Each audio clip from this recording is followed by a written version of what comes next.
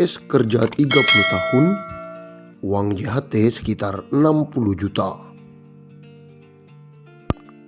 Rencana perubahan sistem pensiun PNS dari berbasis Pay as you go menjadi pilih pundit masih dalam kajian pemerintah. Kepala Bidang Kesra dan Pensiun Badan Kepegawaian Daerah BKD DKI Jakarta Ety Agustiani menuturkan sejatinya pihaknya mendukung seluruh skema yang akan dilakukan pemerintah pusat dalam kalkulasi yang nantinya akan ditetapkan. Apapun yang diatur dengan pusat, kita akan ikut, ujarnya kepada wartawan. Ety menjelaskan, pada dasarnya PNS paham bahwa setiap bulan gajinya yang didapat dipotong secara sistem iuran wajib pegawai negeri atau IWP.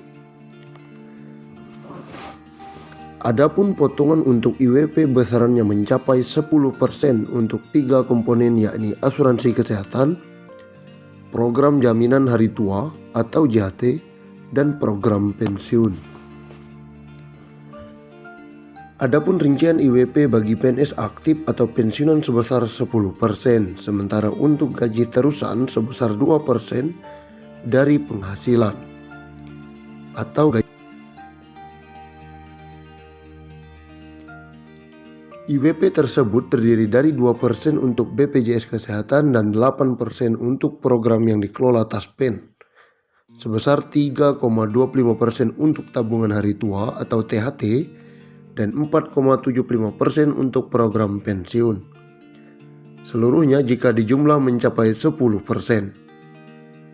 Skema yang baru memang masih RPP, itu yang dari penghasilan, bukan gaji.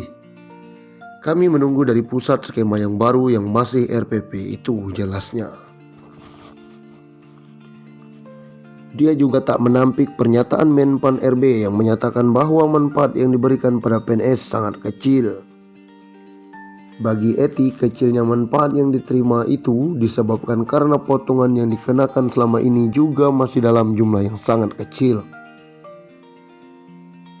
Karena iurannya kecil ketika ditabung kecil, jadi seimbang, yang dikumpulin kecil dapatnya kecil. Dia melanjutkan, ketika nantinya skema RPP yang baru akan muncul dengan pemotongan yang lebih besar, maka otomatis manfaat yang didapat akan menjadi lebih besar. Ety menganalogikan, nantinya ketika seorang PNS pensiun, dia akan mendapatkan komponen dari PNS atau potongan dana kelola yang masuk ke Taspen itu. Komponen THT akan dibayarkan sekali ketika pensiun dan komponen program pensiun yang akan didapat tiap bulan. Dengan kecilnya presentasi pemotongan, dia pun tak heran bahwa manfaat yang didapat pun sangat kecil. Sebagai gambaran, misal ada pegawai yang sudah 30 tahun kerja terhitung mulai dari CPNS sampai pensiun, itu kan masa kerjanya sekitar 30 tahun. Nanti dia paling mendapat uang JHT itu sekitar 58 sampai 60 jutaan saja. Kecil memang.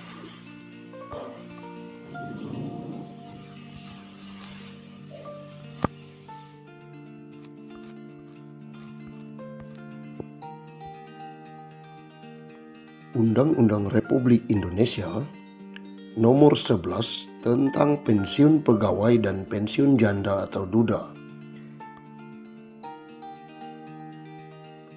bahwa perlu menetapkan peraturan tentang pemberian pensiun pegawai dan pensiunan janda atau duda sebagai jaminan hari tua dan penghargaan atas jasa-jasa dalam dinas pemerintah kepada pegawai negeri yang sesuai dengan ketentuan-ketentuan dalam Undang-Undang Kepegawaian.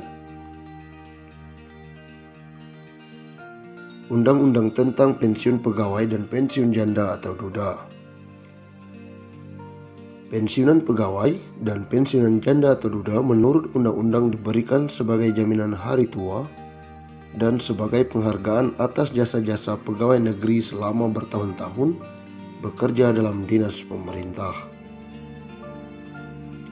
pensiunan pegawai, pensiun janda atau duda, dan tunjangan-tunjangan serta bantuan-bantuan di atas pensiun yang dapat diberikan berdasarkan ketentuan-ketentuan dalam undang-undang. Bagi pegawai negeri sipil atau bekas pegawai negeri sipil yang terakhir sebelum berhenti sebagai pegawai negeri sipil atau meninggal dunia, berhak menerima gaji atas beban anggaran pendapatan dan belanja negara. Menjelang pembentukan dan penyelenggaraan sesuatu dana pensiun yang akan diatur dengan peraturan pemerintah, dibiayai sepenuhnya oleh negara. Sedangkan pengeluaran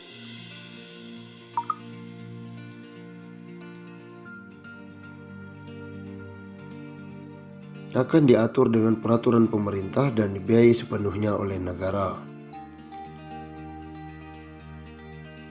Bagi pegawai negeri atau bekas pegawai negeri yang tidak termasuk di atas, dibiayai oleh dana pensiun yang dibentuk dengan penyelenggaraan yang diatur peraturan pemerintah.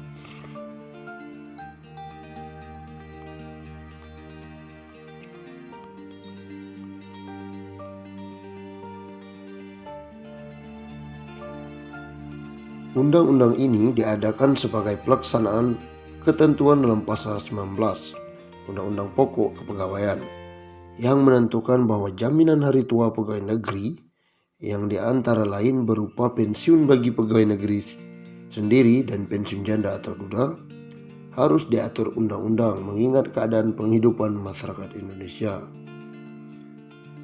Sesuai dengan ketentuan dalam Undang-Undang Pokok Kepegawaian, maka peraturan pensiun yang baru ini mempunyai sifat pokok. Pensiun diberikan sebagai jaminan hari tua, sebagai penghargaan atas jasa-jasa pegawai selama bekerja bertahun-tahun dalam dinas pemerintah.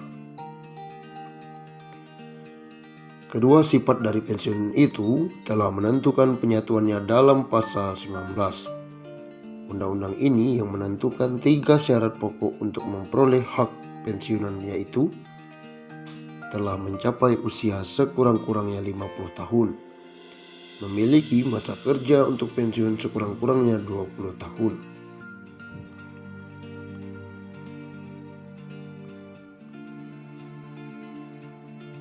Golongan-golongan pegawai yang termasuk dalam arti pegawai negeri menurut pasal: pertama, pegawai negeri sipil pusat; yang kedua, pegawai daerah otonom; yang ketiga, pegawai perusahaan atau bank negara, yang memiliki ketiga unsur kepegawaian termaksud dalam Undang-Undang Pokok Kepegawaian.